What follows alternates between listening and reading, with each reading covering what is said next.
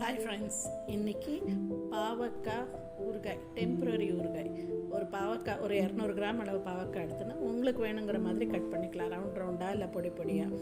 அப்புறம் ஒரு நெல்லிக்காய் அளவு புளி எடுத்து ஊற வச்சுக்கோங்க.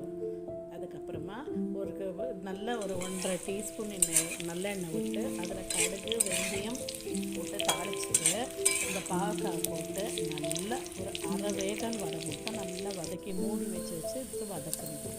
அதுக்கப்புறமா அந்த பாவக்காயில் கொஞ்சம் மஞ்சள்தூள், உங்கள் காரத்துக்கேற்ற அளவுக்கு chilli powder and Kashmiri chilli powder, நான் இங்கே ரெண்டும் ஒவ்வொரு டீஸ்பூன் போட்டிருக்கேன், போட்டு நல்லா வதக்கணும்.